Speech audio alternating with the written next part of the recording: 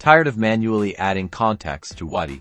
We're diving in to quickly import all your contacts so you can start connecting instantly. First, access your Wati dashboard from your browser. Look for the Contacts section, usually found on the left-hand side of your screen, and click on it.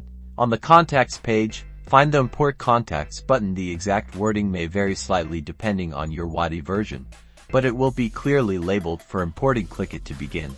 You will now see options for importing. Wati usually supports CSV, separated values, and other standard file formats. Download the sample CSV template provided by Wati. It's crucial to use this template to ensure your data is correctly formatted. Open the downloaded CSV template in a spreadsheet program like Google Sheets or Microsoft Excel. Carefully copy and paste your contact data into the corresponding columns in the template, making sure to include phone numbers, names, and any other relevant information.